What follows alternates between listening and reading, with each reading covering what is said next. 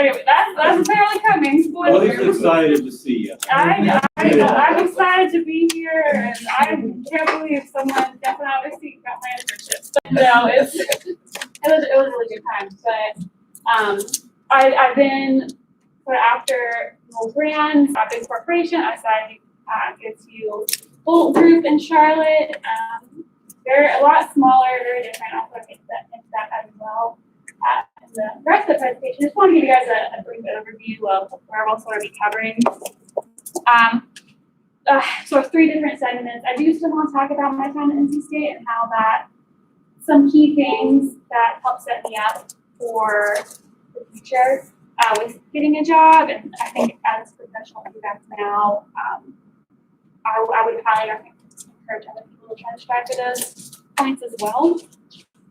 And I'll talk to, again, a few projects from each company I've worked for. So my time at NC State, there's like 3 things here. And like we mentioned, I did have a lot of internships before I graduated. I had over a year experience working at these several places, a wide variety of them. And actually, it's sort of helpful today in my career because I graduated 4 years ago, but 5 years of experience. And so that's actually helpful for me to negotiate salaries too. I didn't really think about that when I was a student. So another awesome reason to try to get internships. And I know they're really hard to come by in school, and professionals get that, but it's more important that you just have internship experience. So even if you're like, oh, I'm not excited about this company. I work for TTI, which is, has a variety brand and rigid, which it was a really cool internship. I learned a lot from there, but initially I was not excited about working there. There's a ton of dudes that love to go to the gym, and that's fine. But I was like, this is not me. But awesome designers there. I learned a lot. I'm glad I did it. So encouragement, even in the weirdest places, you can still find a purpose there. But anyways, that sort of covers that point. Another sort of odd thing, but I think looking back was very helpful, is that I did have a focus on what my strengths were. I looked around at other students and saw okay, where they were at, and also at other schools as well. It was so important to see, what students from Auburn were doing, or like Virginia Tech, and sort of help me level set of, where I might be in the path of applicants. But then also, with the internships too, like what kind of place I wanted to work at, and where, and actually I say specifically where the place here, because my now husband and I, we were wanting to stay in North Carolina, and I could have looked anywhere in the United States, and that felt really daunting. It was really hard trying to follow with professionals and other companies, and I'm sure you guys have all probably experienced applying for a ton of job opportunities on LinkedIn and not really hearing back from any of them. But I felt because I was really focused on trying to get a job in North Carolina, I could really hone in on specific people, specific companies, and focus more on them rather than trying to have a focus on everything, which no one really has the time to do. And actually, I need to say, I found my job technically through networking. This was at Renewal Brands. One of the guys reviewed my portfolio. I saw him a few months later at an IDSA event, and I just went to go thank him for reviewing my portfolio. And he was like, oh yeah, by the way, I have a job opening. It's not going to be posted on LinkedIn. Apply. And so it was awesome for me to not really have as much competition, but also just because I just know people in the industry that's going on. I do have a pro tip because I was very nervous to talk to professionals, and I was very focused at the time of getting a summer internship. And all these other students for a team would just go and hoard around a professional and like, okay, how can we talk to them about summer internships? That is very uncomfortable as a student, is equally uncomfortable as a professional. Because the professional gets what's going on too. Now the professional, I'm like, oh my gosh, I hate these conversations. Just try to get to know people and, try to have a mentor or just, contact professionals and say, hey, like, can you look at my portfolio? Both of my jobs actually I got technically through networking, just knowing people. And I don't really find myself as someone as a networking kind of sales kind of person. But it was really just trying to build those general relationships with people. So when I got out into the professional world. I was completely on my own. I sort of knew a little bit about experience from other people, and sort of knew places to network and check in on for job opportunities. So, my time at Newell Brands. Like I said, it's a very big company. I worked first there for a year and a half as a packaging innovation designer. We'll get into what that is in a little bit. I work on several brands. Actually, the ones circled here are the brands I work for, like Pullman, Papermate, Yankee Candle was the main one I worked for. And then some restructuring sort of happened, and I was moved to commercial and consumer products. And that is more like laundry baskets, outdoor storage bins, push brands, things like that.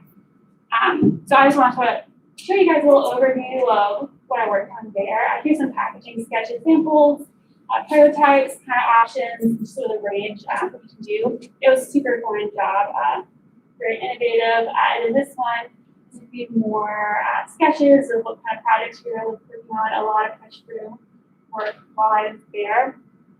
But the project I want to talk to you guys about is this Yankee Candle holiday gifting, which a lot of times with corporate work, a ton of people are working on projects. It seems sort of weird. I think in the description, it's like, oh, Holly designed this air purifier. And I'm like, oh, that always feels weird when people say that because there's a huge team that goes behind any product. But this one actually I did develop more of it. That is something cool if you're interested in packaging design. You typically work, you have more control over the design. There's less designers, it's a little less complicated. So that's something to consider if you're sort of interested in that field. But this project here, Yankee Candle, didn't have the best sales with their gift sets. Like, hey, like, let's be more thoughtful. We have consumers that love our products. How can we add value to them? Some things we want to focus on with their products, we're trying to cut down people's to-do lists, so minimizing the steps from buying a product to packing it up and gifting it, making it more of a fun surprise, and maybe writing back to traditions and just people that really cherish those. How can we explore that more? And also just very simple or fine packaging. You can sort of see on the next slide that packaging can be pretty like plasticky and cheap and just sort of an afterthought. And we just really wanted to show that you can add a lot there. And also sort of try to add in a more of a sustainability story as well. This is what I'm talking about. Just a lot of plastic, see-through. We wanted to try to make these packages so they are literally all you have to do is hand it to someone basically as a gift, and it still be as a thoughtful experience. And these are really necessarily good that. So here's a few sketches that we did before the initial phases. Just want to notice here is student work. There's not one big beautiful rendering that normally doesn't happen. These three drawings here were sort of the final directions to move forward with, and that's sort of as rendered as they got. This is also for internal team, and that's something with working in the corporate world as well. Normally, you're just designing, but you're designing for the marketing department down the hall. You're not really trying to sell yourself to a company kind of thing, or like present your portfolio each time you do a presentation. The big thing here is with refinement, especially with packaging design, it's so much fun to be able to just make things really quick and have it be very similar to the final design. But actually, they flew us out to Hong Kong to work with the manufacturers to really refine these hand in hand. It was a very cool experience, a lot of travel, very fun, but they sort of came up with some basic designs and we helped them edit them down. A big theme here was these cutout designs, and that's where the marketing team really found that it could add value to the customer. One thing I was excited about is the possibility of having these designs reused possibly as a candle holder without being a fire hazard. So you'll sort of see that in this image here of testing out. At one point, I think you see here, we were going with the metal insert option. But yeah, we're not allowed to put that image on the back of the packaging. So yeah, and one thing to note here too is that normally when you work with a brand, a graphics team has a whole package, especially if it's like a seasonal kind of rotation. Graphics team had already been working on graphics for Christmas like a year in advance. And so they said, hey, all your designs need to focus on these graphics. So that's where you see like these Christmas trees and deer, all of these motifs sort of came from the graphics team. And that's something a misunderstanding with packaging design sometimes too, is that packaging and graphics aren't necessarily the same. There's a lot you can do with industrial design packaging as well. So with the final designs, we really found the features that have an easy gifting, adding a protective sleeve, and reuse to be very impactful. So the ease of use comes in as I can sort of see this picture here that all you really have to do with most of the packaging is wrap it up with a bow. That decreases the time someone has to get a tape to wrap something up to make it look clean and special. And actually, this protective sleeve is a very big deal for the company. It's nice and rigid, and all the branding and warning labels comes off. So it's not like you see it sitting on other trees and that's maybe candle packaging has a big logo on it. It has all these gross warning labels, and you really want to try to remove those off. But these packaging isn't just something you get at the store. It goes through, it's shipped overseas. It has a ton of sort of moving around it goes through before it gets to the stores. And so it was very important that we had a protective sleeve on to still make sure the packaging was nice and crisp for the user.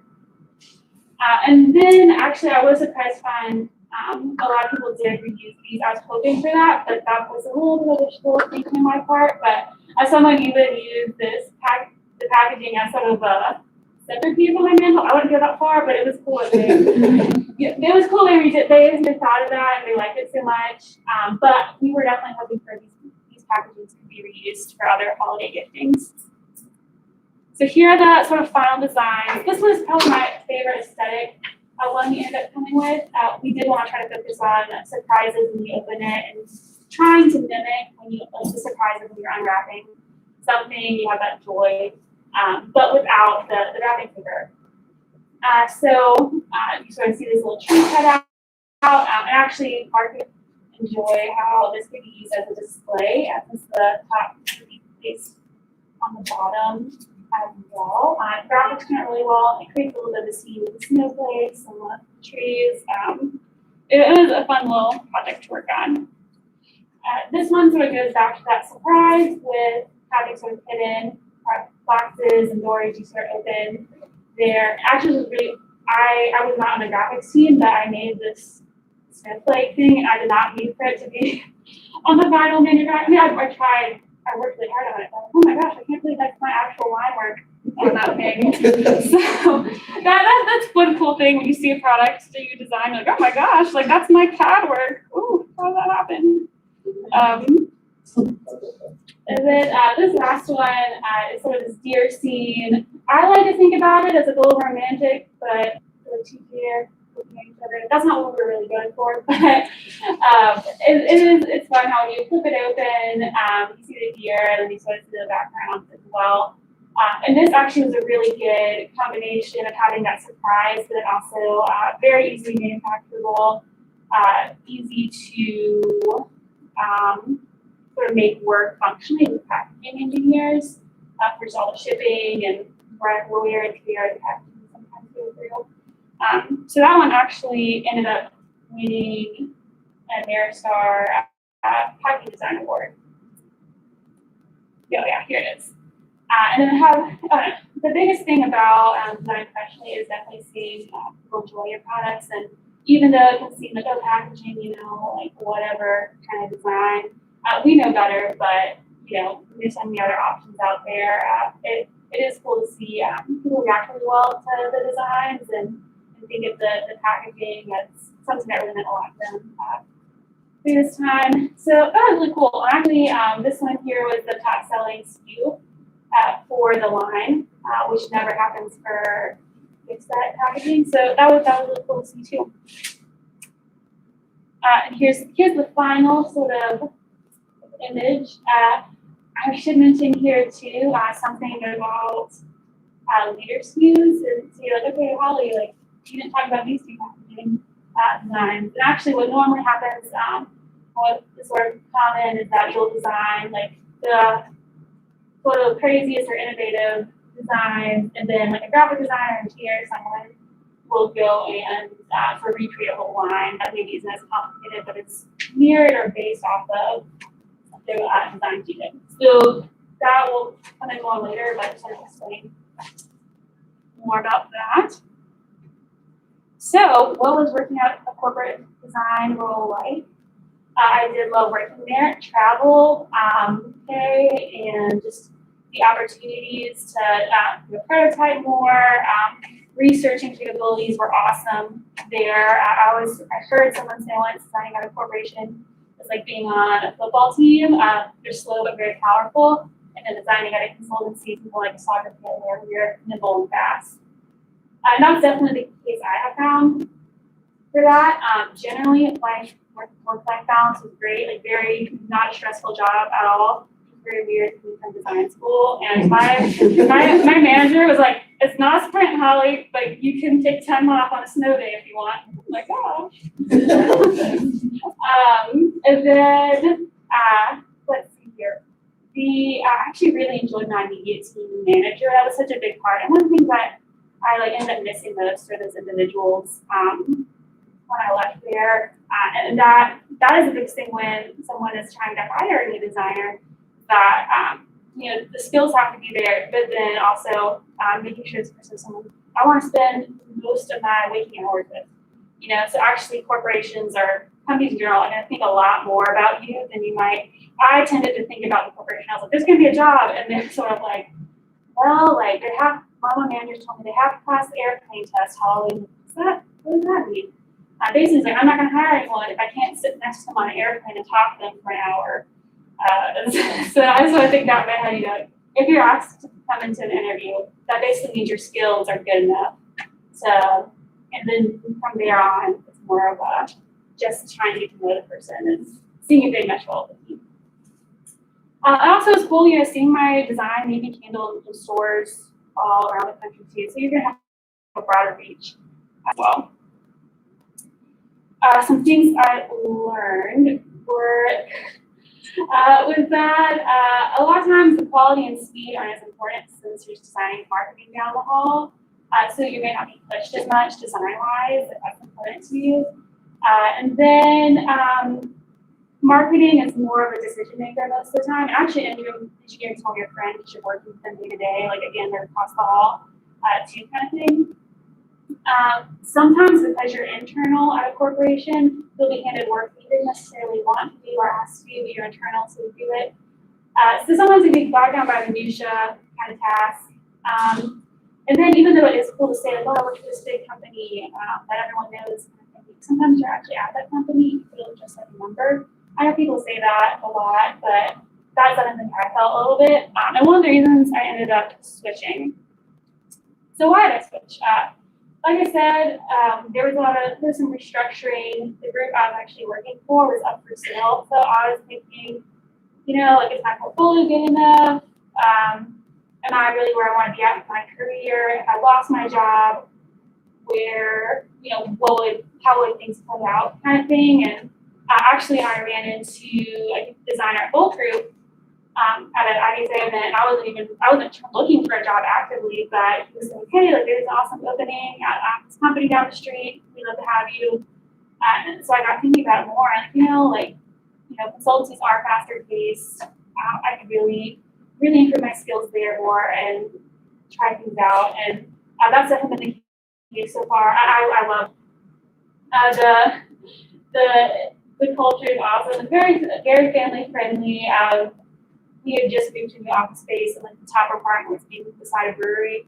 So that it is very fun. I think there was jokes. There might still be a keg in the office somewhere.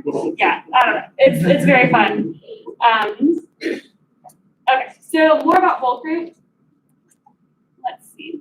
These guys not wanna. Okay, so where I'm at, we design a ton of different products and services, anything from branding to UI to UX, service, even color research is something that we would do as well. I sort of listed a few of the brands here. Right now, a lot of our clients are healthcare kind of focused, as you guys can probably guess with the pandemic. A lot more clients clients that have the most money are the ones for outdoor products and healthcare, which is really cool because I really love both those industries. This is sort of a summary of where we've been right now, but Chick-fil-A has been a big client of ours for a long time. Like more kind of like sleeping comforter kind of thing as well. There's also a ton of branding side as well that they work on. So the first product I want to tell you guys about is not a very fun one, or it doesn't seem very fun, and that is pipe fittings.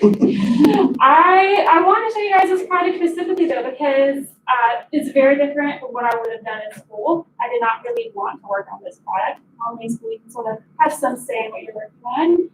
And also normally you sort of end at the concept phase. One thing I should mention about these now that this is about 2.5 years ago when I first started. The product design takes a long time, like several years for products to get out there, and I actually had to wipe out the branding on these products, even though we finished with them relatively, maybe like half a year ago. They still can't be shown. It's fine to pop on people to show them, but it takes a very long time to get products out there. And part of that is with this product is that it was I think 200 products. And we designed two liter SKUs, and then we sort of had to help adapt those, figure out sort of branding. And most of this is the branding project. We don't really do that much of, or I didn't in school. So that's why I want to show you this project. So I'm going to walk through really quick, and then I'll show you guys the air purifier project that I worked on. This is where the pipe fitting started. Not very fun, not cohesive. The company wanted a whole new visual brand language. So we were like, okay, where do we go from here? The first thing we normally do with brand guidelines and product attributes before we figure out what it's going to look like aesthetically, we need to figure out what we look at it, what we want to look like. So these are sort of the main pillars. Superior and true are very big ones for us in the end, but this is what we were thinking on before we started sketching. And actually, I'll point out when I sort of got on the project, but right now I'm not in the picture yet. But this is normally too where we go after the brand pillars and think, okay, where visually do we want to stand on this matrix? We want something slightly more constructed, but generally in the middle between maximal and minimal kind of aesthetic choices. Here's some early sketching. There's probably 40 other sketches that look similar to this. We just want to show a lot of options for our people. Normally we'll sketch a lot, select a few down for our client, and then go from there. And so after these sketching, we went down to pick two and model them up. And actually I did this lower end of the picture. I modeled both these up. And this is probably longer student project we did. But this is just still early concepting of where we got around CAD very quickly. And that's typically the case, at least in my experience so far. So from there, I did another round of refinement. I pointed out the logos here. Is that we went through a round of refinement to combine those two ideas.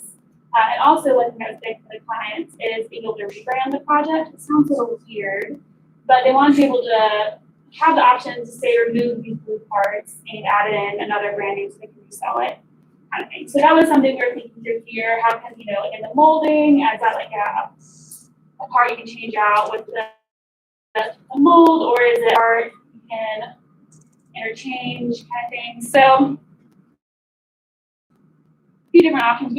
We're in this direction up here. And this is sort of after a few refinements, where we ended up with the combination. And there was another round even before this, it's already been marred a little bit by engineering. We had this like nice racetrack, and then engineering was like, you didn't have these holes you packed together, you have to have support. I'm like, okay, that's fine. But that really was, I think it's next slide. Engineering requirement is so big.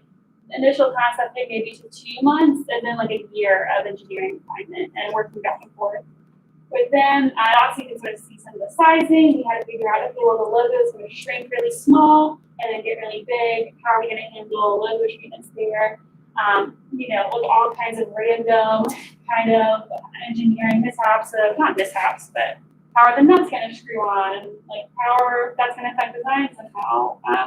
I did not do any of the engineering requirement. That's not my qualification, but I definitely sat in a lot of meetings with engineers to try to work through a lot of these issues. Here's where the final line ended up. The colors changed a little bit. I added some more like these sort of indents here and communicated brand some engineering services.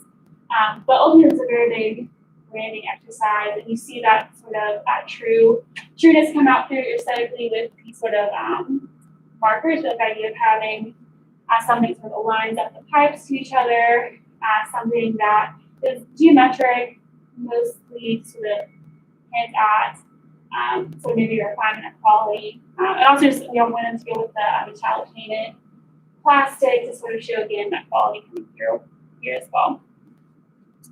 And then on top of that, we also do an extension for all these other 200 products. So I just threw a few images. I'm curious sort of what the product looks like with another brand on the line as well.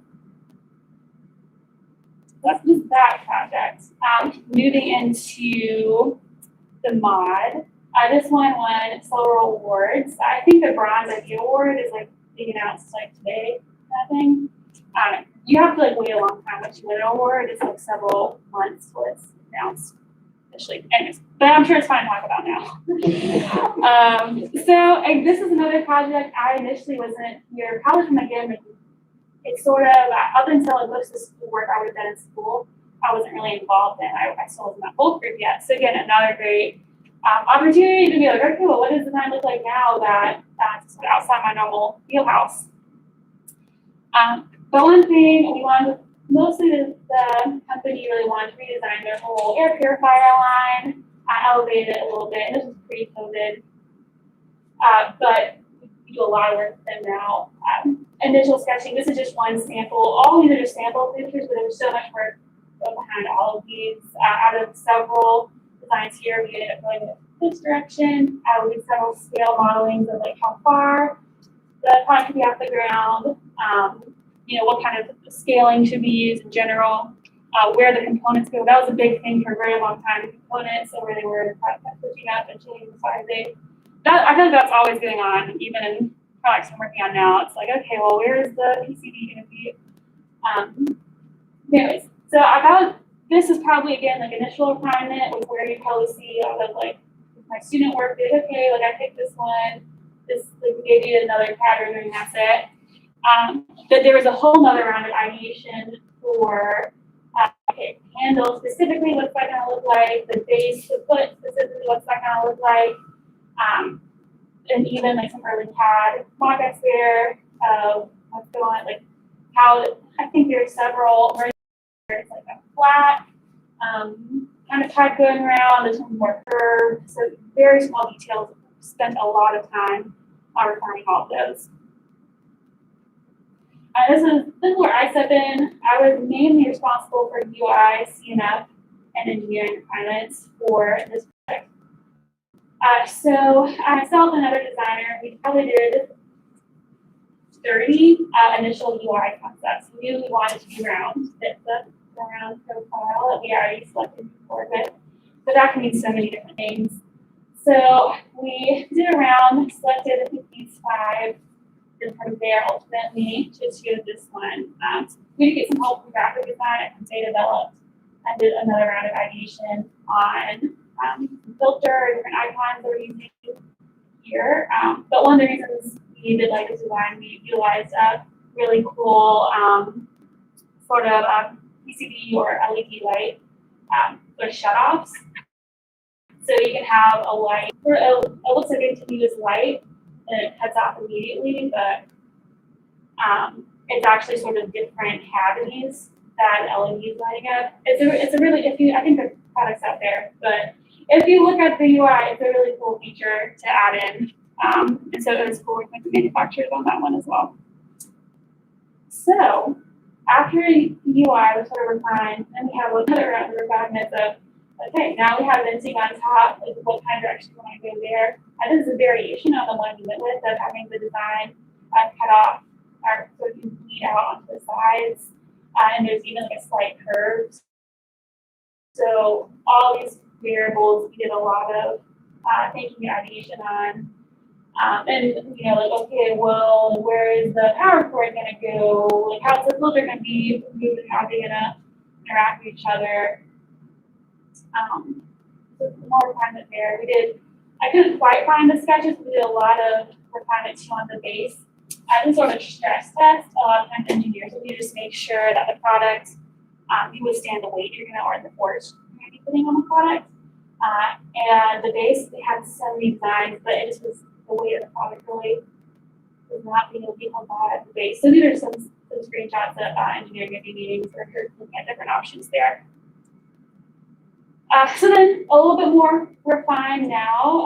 The general form has been figured out, but then we'll go through another whole schema all around here. We look at several different colors, but we want to keep in mind this is going to be in someone's living room, trying to figure out trend colors. They want to include orange, which we have a CMF researcher at Bold Group. I haven't worked with them. This is the first one I work with, but they know so much about color theory and what's trending. Apparently Disney, I don't know, that is predicting all the color changes in the future of color changes. So, I don't know, anything sunset colors, there you go, apparently, but it's so cool, it's so fascinating to learn about. I love how you heard. But the company is Oransi, and that means orange. And I think, Finnish, I don't know, but it relates back to the brand. But they really want orange. Orange is actually not a trend color over time, and so we ended up actually with this orange color and making it a little bit more of a grapefruit tone, which I actually really love. So I'm so glad that now we have some different colors there. And we did go through a lot of testing too with the fabric. We want something that you can sort of see and have a little bit of grip from far away. There was a lot of really cool options that were also like we're just looking at them, but we wanted something that you could be, you know, probably a few yards from it and it still sort of look durable. A mix between a tech and a tech product and furniture. And so I also did sort of the UI for the UX for the UI. And this is sort of general diagram. This is sort of the end product or the end UI. But this I spent so many hours on. In my head, I'm like, oh, it's gonna care that like you hold the power button for like 2 seconds instead of one. And I sort of realized over time, like, oh wait, I'm in charge of all this. Like this product's gonna be made, a ton of these products are gonna be made. I remember getting back a prototype of the UI, being like this, like these, like I had my time until office. I can't believe this small task and sitting here on my computer making this design. This decision is so much weightier than I thought. I think that was one of the biggest things too with design in the professional world is that really every small detail has so much more of an impact. It can cost thousands if there's a mistake or, you know, just low ranges of design even. So that's something, a big lesson I've learned working on this part of the product. So here's sort of the final details. I sort of mentioned about curved and venting. We really wanted to add a little bit of movement. One of the big things with this brand is liveliness. So it's not maybe the most cleanest design. That's my personal preference. But that's not necessarily the product. I wanted something that was clean and simple, but still having some of that organic liveliness to it, something that's a little bit more approachable. And that's why you see maybe more color and a little bit more organic shapes that comes in here and then the base design as well. And that, let's see, this is also, we ended up removing the filter from the bottom. Several sort of human factors went into the testing, the way that someone can move it over, right over, but that ended up needing to how it's going to be just based on the rest of the components for the product. I didn't know they were going to use me for the product imaging on their website. I thought that was for our portfolio. I'm like, oh my gosh, this is for the sales. So I go on their website to try to let me see if it's up for sale. I'm like, oh my gosh, that's me. Yeah, I was freaked out. Someone should have I should have gotten a wardrobe. I just wore it. I was like, okay, I'm around the office. I don't know. I would have got my nails done if I would have known that, but whatever. That's how it goes sometimes. One additional thing we did too is sort of try to add the full experience of designing the manual and overall packaging is the help from our branding team at Whole Group as well. So those were additional adding to the whole experience, and I just encourage everyone to think through these additions because it really is designing the whole product. And I'm going to harp on that because I did packaging for a few years, but it really did add, I think, to the user experience of the product. So here's the in context shot, but one of my favorite things about this project is it looks fairly simple from the outside, but so much went into the refinement, especially working with really great engineers to help us really look at every single tiny little detail, looking at the sting marks, every single fillet we had an opinion on, the handle, the exact shape and how it was going to relate underneath the product to make it seamless and strong. So I think looking back on my student work, I wish I spent more time looking at the refinement of these small details in CAD or things that got manufactured there because that is a lot of sometimes what design is. And, you have this idea in your head, but ultimately when it ends up on a store shelf, people aren't going to see that idea. They're going to see what it's going to end up at. And so many times, you see that design through until it's refined because things can get lost in translation when it's handed off to engineers and manufacturing, that kind of thing. And I think that's really what made this a successful product as well. So before I open it up to Q&A, just a quick few things about, I talked about what I liked about my corporate job, what I like about Whole Group, they deserve their time to shine. One really fun thing about working at consultancies is projects are always rotating in and out. I mentioned I wasn't that pumped for the pipe fitting project, but that was only a small portion of my time. And I do a lot of outdoor and air purifier work, and those are all really fun projects.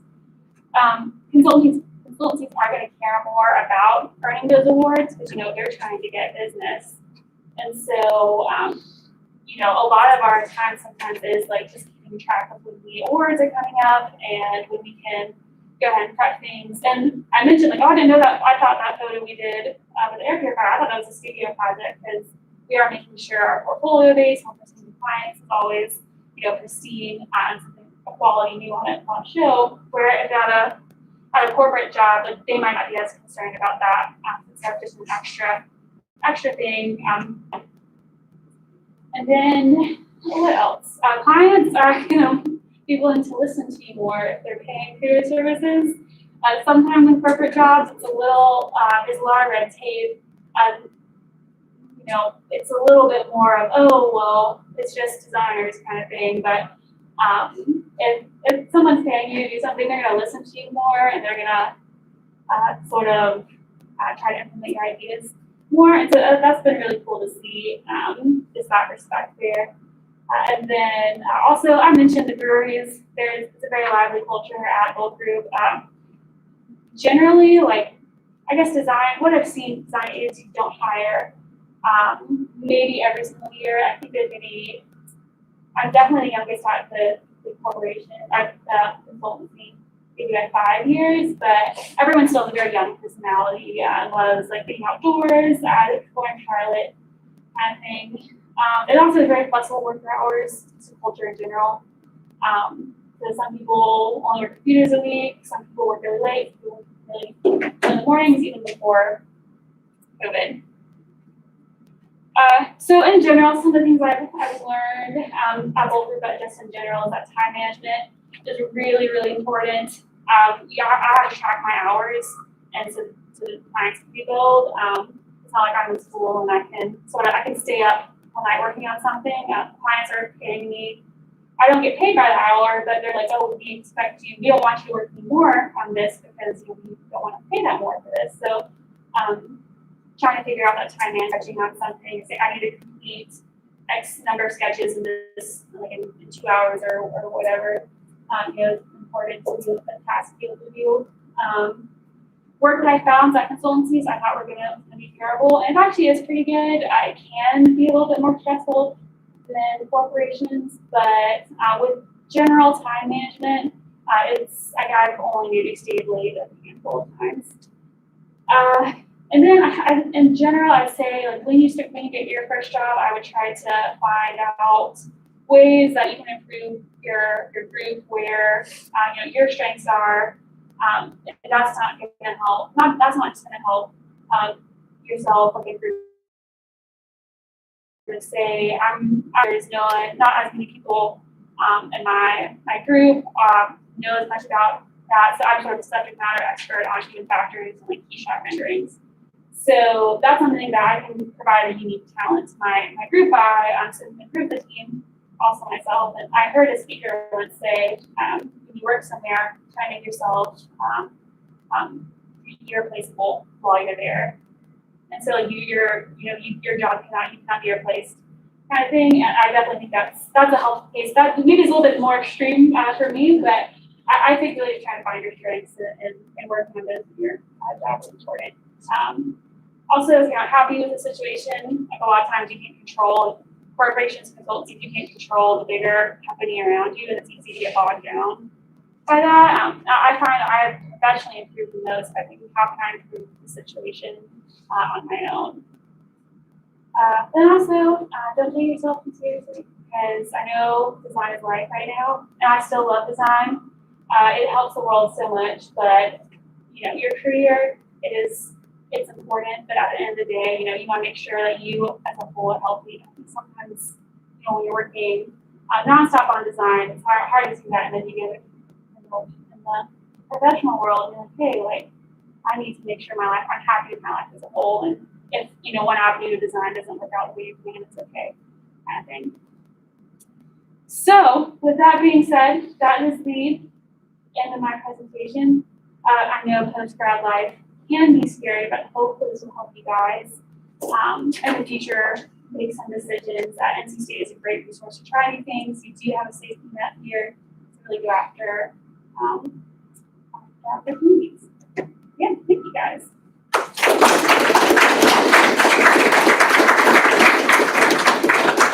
I don't know if people are open for questions.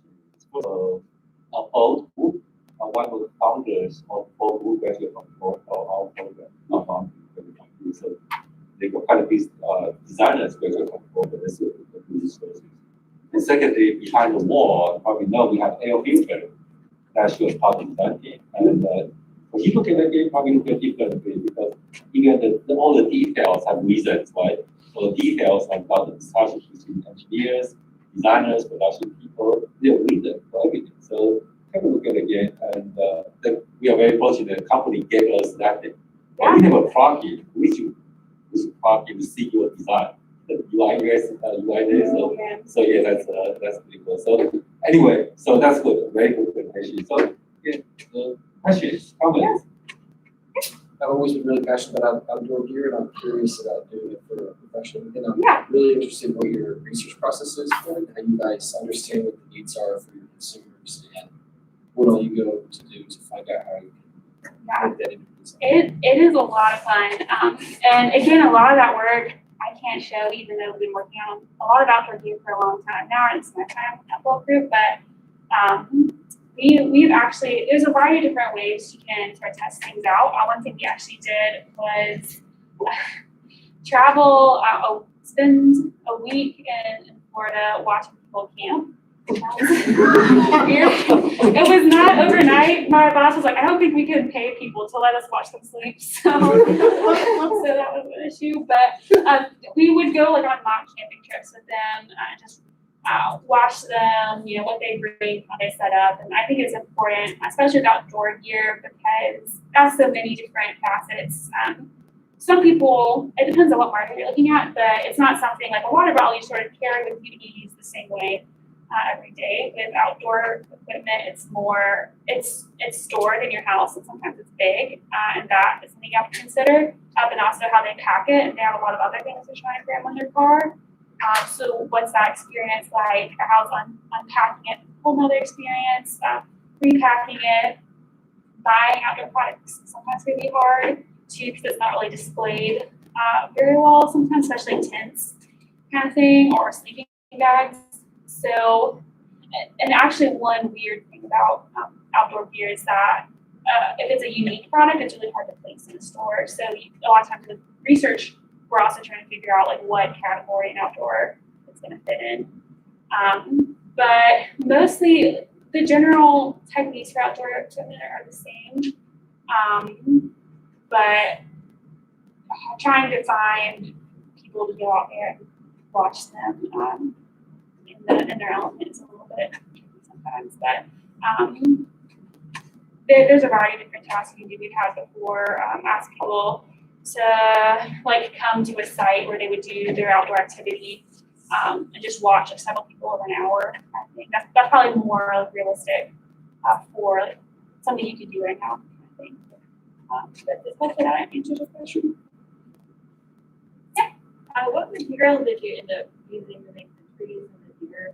Oh yeah, so that is actually it's paper, but it has a foil coating over it. I was really hoping to go with metal, but just with the cost and for the direction, we ended up not going there. And it makes sense if it's not for the permanent material. But, Like it is for some people. yeah, it was cool to see that small change really helped. And we did try some other colors, but we like prefer gold accents. Yeah, it's cool to see the impact that packaging can have on the Yeah, I learned so much, and research for packaging is also very fun.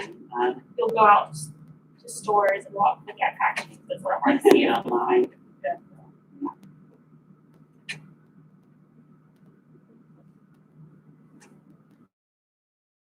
Yes. amazing. Oh, And I was just wondering, how did you get to that level? Yeah, I actually really hate sketching. So I'm gonna be honest. So I'm that's so nice that you said that. But you do it so much, eventually you figure out tips or tricks for yourself. But my sort of sketching style normally is going into Sketchbook Pro. I love that program because they have an automatic line corrector. So I'll try to draw like a circle and it'll automatically correct, and take forever to draw a circle here. But and then I'll take it in Photoshop to add color. I think several other of my coworkers do that. I think in Photoshop they have some correction tools too. Yeah, because I feel like sketching probably not my strongest suit compared to other people, but over time that happens, and I think it's hard when you see on hands or like sketches or like presentations like this. Oh, I need to be at that level. I apply to a job, and it's still you don't want to present well, but most companies know you're gonna improve on that. And even at my annual reviews, I always say like, oh, look at my sketching, how fast I sketch needs to be improved, and they're like, oh, just give it time and it'll be fine. So, but let me see. Is that? I think that answers your question. I know that's not helpful. I did go back on my portfolio and resketch a lot of my sketches still, though, so that they look good, and that helped me too when I was applying. But I know it's hard to say just practice. But I still think I'm like, oh, like you don't have to do this, but like people, that is actually the biggest thing corporate or working a job, people like several years, like 5-10 years ahead of me, like they sketch so much better and so much faster. than I do. And so, you know, like even someone like 4 years ahead of me, oh wow, you're getting so good, and like you'll get there. Like I think it's just something you're always working on. And right now, maybe quality, then eventually it's like, okay, well, I need this to get faster and like get into it. I look on things on Behance and other portfolio projects. Like that's where I got a lot of my inspiration. And I'm really looking at like how they look at how they did their lines on this, how they made something look a little bit more like vague. That's so really cool. That helps. That first rendering you showed of the air purifier was like, That actually in real life. oh, it was. Photography, yeah. That was a professional photographer. Yeah. That's why I was so good. Yeah, I was gonna say, Yeah. it's like that HDR was. I know. Yeah, I do love renderings. There wasn't as many in this one, but I was like medical equipment looks really cool because you have tons of things you can make with. But undeserved. Well, could you go back to your matrix of Yeah. concepts? There, and then I have a lot of slides. Okay. Oh yes. One for that one. Yeah. So, you know, you've got these attributes. How did you then go about manifesting these in the design? Yes. Yeah. And just to clarify for this project, I wasn't here for this portion of it, but this is something we do with pretty much all of our products.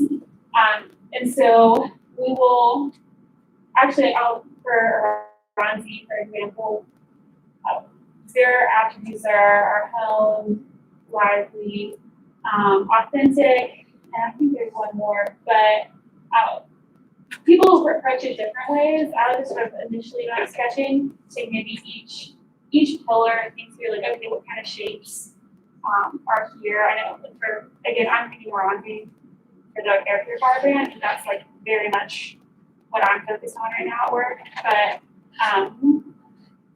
I'm thinking they want something very simple. It's all sketch around like, okay, like something more geometric maybe. But then, okay, now I'll do 2 sketches on, they want something lively, something more organic, and then try to sketch on like ranges in between those kind of things. And I think we also love this app, but we'll do a lot of research, are looking into different products out there that we think when you look at that, you think honest. When you look at that, you think secure, and what makes visually those elements communicate that. And sometimes we'll literally transfer those over, but other times we'll have those in the back of our mind while we're sketching too. But I think that is a good, I didn't do that much in school. I feel like this part is so important to capture, you know, you can say all this stuff about your brand, but if your product is sort of very techy and it's like a healthcare or a home brand, then, you know, like, what's the point?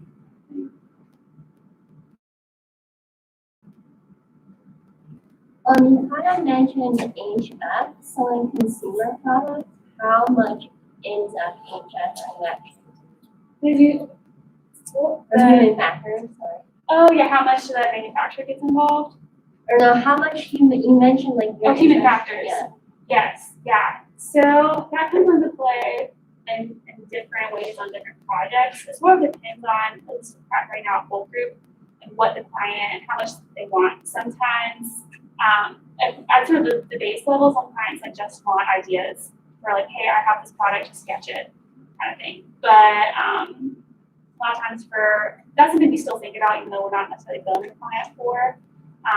But with say AST, that we wanted to think about first you think about the different, or I try to think about the different stakeholders how they're going to be interacting with the product. So the installer for the pipe fittings, like that's something we really consider on how many grab places and how someone's going to grab it and where they're going to grab it. Is that awkward if you're up high ceiling kind of thing? And that can vary completely sometimes. Like right now on our projects, we're doing a whole journey map of each stakeholder and their pain points along the way. That's more like a graph, and it's studying their mass muscle movements through there. So it depends on the project. I think we also do that on every project, but Something that I really put time on my laws for. Hopefully that helps. I was wondering what the actual this body of the pipe Um, what is it made of? Yeah, so that is cast aluminum, the main part of it. And the renderings, like it's sort of shiny kind of here, but because it's cast, it's actually a lot more grainy. I don't think I've seen samples, but since they're not on the market, I don't think they've shipped us the final designs kind of thing. But that was sort of a whole other explanation the engineers did on what kind of, not only the material, but how they're going to manufacture that material. But it's like how they're going to mold it and things like that. Yeah, it's interesting that there's plastic pieces in here too, but it helps with having the branding interchangeable. So that's why that's the plastic.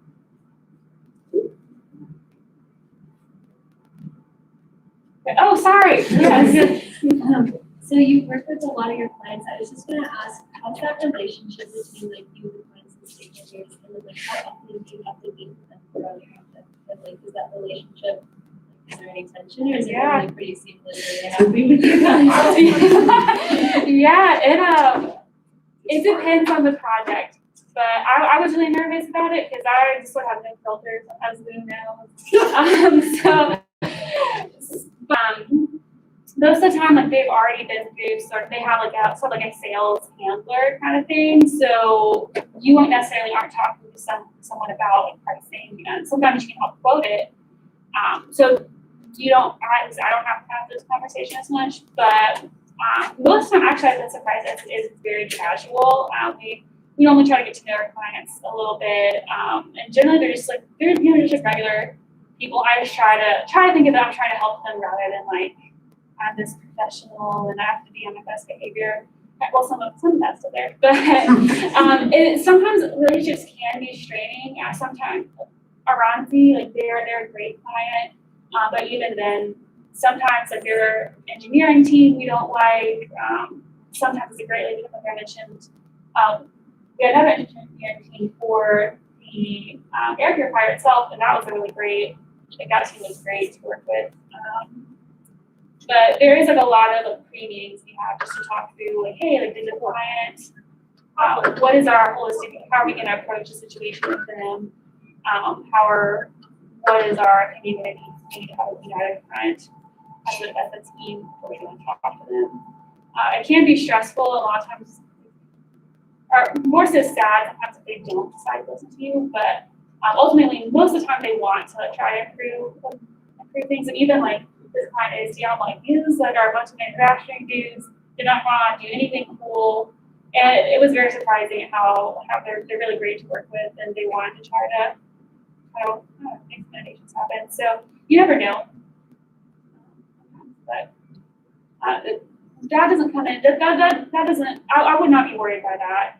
I'm very awkward and weird, and I'm fine with clients.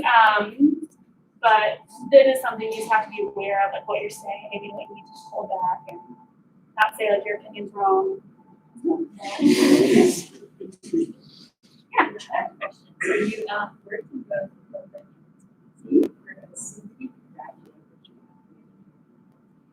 Yeah, that's a good question. So actually, I was told once that most people start in consultancy and end up in corporate, and actually that's really more of a salary reason because people like I would just start out in consultancy, so I wasn't like used to that. Like, do you get paid significantly more at corporations?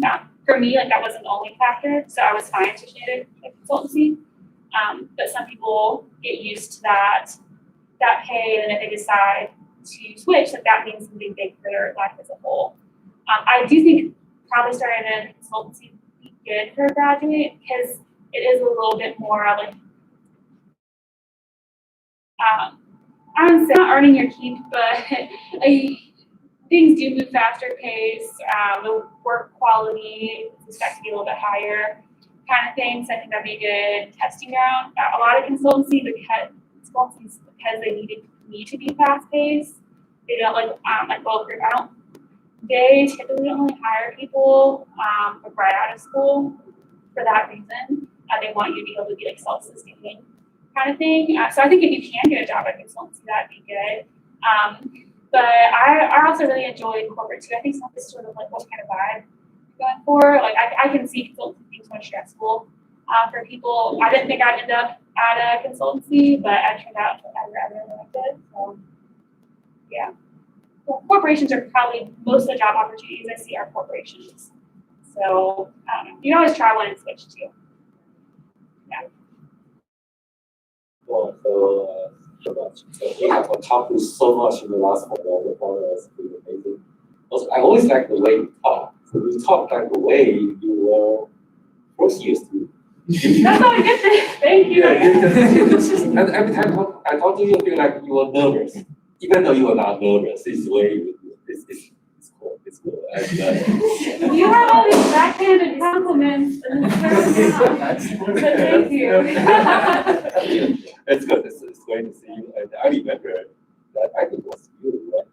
One time, the summer you got internship. One here, Oh yes. one connected. They asked me which one you should know. And I say, I really should go to the one connected. And you did it. And because I want you to explore as your resume back. And remember, you told me that you came back and nervous. And you came back told me that your family or your boyfriend dropped you off. And then when they left, you almost cried, right? I was that was not just because listen, relationships on everything. Okay, I was crying because I was like, this is like a new place and I don't know anyone here. Kind of Just thing. me and everybody pencils. Yeah, but it's okay to have emotions too. Yeah, I know. Yeah, just things.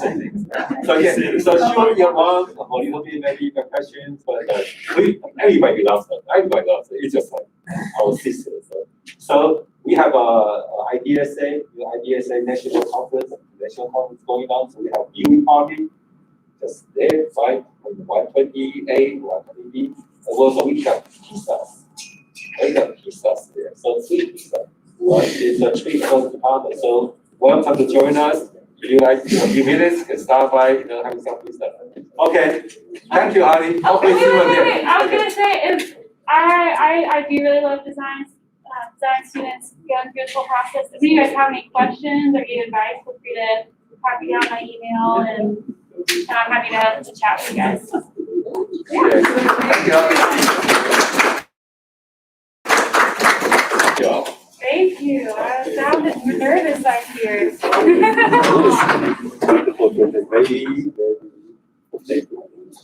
what I wanted. I'm not sure to make something like that up here. I'm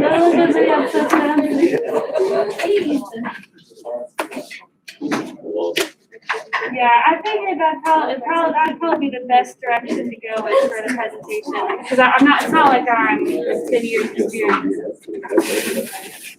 So this is what we'll talk about. Thank you so much. I love that. I love so much. I'm so excited. Yeah. Sure. I know we're gonna next time.